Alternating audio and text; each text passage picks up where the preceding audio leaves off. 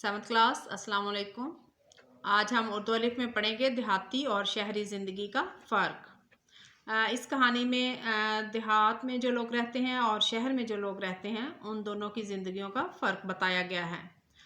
आपने इसके मुश्किल अल्फाज के मानी जो हैं वो किताब पर हाईलाइट करने हैं और उनके ऊपर उनके मानी लिखने हैं, और इसके अलावा आपने कॉपी के ऊपर भी अल्फाज मानी होमवर्क करना है। इस कहानी में ये बताया गया है कि अहमद 7th क्लास में पढ़ता था और वो लाहौर में रहता था, जबकि उसकी ननियाल गांव में थी। जब उनको गर्मी की छुट्टियां हुई तो अहमद, उसका भाई और बहन आयशा अपने वालिदैन के साथ गांव आए और गांव में हर तरफ सब्ज़ा और हरियाली देखकर वो बहुत खुश हुए। जब उन्होंने मगरिब की नमाज़ पढ़ ली तो उन्होंने फिर घर आए वापस, तो ममानी जान उस वक्त दस्तरखान पर खाना चुन रही थी। खाना खाने के दौरान वो लोग आपस में बातचीत भी करते रहे और सबसे पहले अहमद ने इस बात पर हैरानी का इजहार किया कि इतनी जल्दी आप लोग रात का खाना खा रहे हैं, अभी तो सिर्फ शाम हुई है। तो फिर उसकी ममानी ने बताया कि हमारे गांव में लोग रात को जल्द सोते हैं और सुबह जल्दी उठते हैं, जबकि शहरों में ये है कि लोग रात गए तक जागते हैं और रात का खाना भी देर से खाते हैं। इस तरह वो लोग आपस में बातचीत करते रहे और इन्हीं बातों के दौरान अहमद की मालूमात में बहुत इजाफा हुआ और उसे पता चला कि जो देहाती लोग हैं वो सारा दिन खेती बाड़ी करते हैं, उनकी ख़वातीन भी उनके साथ काम करती हैं और उन्होंने घरों में मुर्गियाँ, गाय, भैंसें वगैरह भी पाल रखी होती हैं, उनकी देखभाल भी करती हैं और मर्दों का हाथ भी बटाती हैं फसलों की कटाई बवाई वगैरह में, और सारा दिन वो घर में भी और खेतों में भी काम करती हैं, इसलिए उनकी सेहत भी अच्छी होती है। इसी तरह जो मर्द हजरात हैं या बच्चे हैं उनकी सेहत भी अच्छी होती है क्योंकि उनको खालिस और ताज़ा खुराक मिलती है। इसके अलावा उनको ये भी पता चला कि शहरों में लोग तंग तंग घरों में रहते हैं, जबकि गांव में लोगों के घर जो हैं वो खुले होते हैं और वहाँ पर आबो हवा भी साफ़ सुथरी और ताज़ा होती है।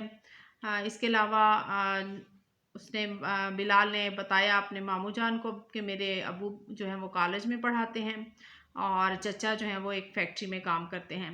इसके बाद उनके मामू ने उनको बताया कि हम खेती बाड़ी का पहले सारा काम जो है वो बैलों से किया करते थे, लेकिन अब बैलों के अलावा मुख्तलिफ मशीनें और आलात वगैरह आ गए हैं, ट्रैक्टर वगैरह जो हैं और ज़राई मशीनरी जो है उनके साथ खेती बाड़ी का काम आसान हो गया है। इसके अलावा पहले गांव में कच्चे मकान और कच्ची सड़कें होती थी, बिजली और फ़ोन भी नहीं था, लेकिन अब ज़्यादातर लोगों ने पुख्ता मकानात यानी कि पक्के मकान बना लिए हैं और सड़कों का जाल भी फैला दिया गया है और बिजली और गैस की सहूलत भी मुयस्सर है। इसके अलावा मोबाइल फ़ोन जो है वो अब हर गांव में नज़र आता है।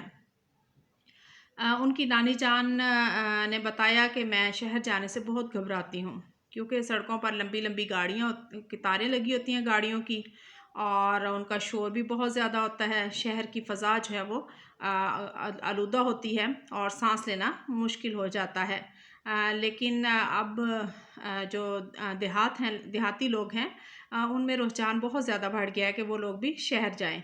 इसकी मुख्तलिफ़ वजूहात हैं। कुछ लोग तो कारोबार के लिए, रोज़गार के लिए शहरों का रुख करते हैं और कुछ जो है वो तालीम और सेहत के लिए शहरों का रुख करते हैं क्योंकि गांव में ये सहूलियात नहीं होती। अगर गांव में भी ये हुकूमत ये सारी सहूलियात पहुंचा दे, यानी कि सेहत की, तालीम की और कारखानों वगैरह की या रोज़गार वगैरह की सहूलियात जो हैं वो देहातों में भी पहुंच जाएँ, तो कोई भी देहाती जो है वो शहर की तरफ नहीं जाएगा। आपने इस सारे लेसन की अच्छे तरीके से रीडिंग करनी है, ठीक है। अब हम इसके अल्फाज मानी देखते हैं। ये अल्फाज मानी आपके नोट्स पर भी दिए हुए हैं, ठीक है। इस्तकबाल है सबसे पहला वर्ड, इसका मानी होता है मेहमान को लेने के लिए आगे बढ़ना। बासी, रहने वाला। मुरगन, घी में तली हुई। काबिल रश्क, काबिल तारीफ, जो इस काबिल हो कि उसकी किसी खूबी को देखकर उस जैसा बनने की कोशिश की जाए। ज़ारनिगार, सोने के नक्श, इसका मतलब है बहुत खूबसूरत। दम निकलना, सांस रुक जाना या मर जाना। तमद्दुन, मिलजुल कर रहने का तरीका। फिराकी अंजुमन, महफिल से जुदाई। तातीलात, छुट्टियाँ।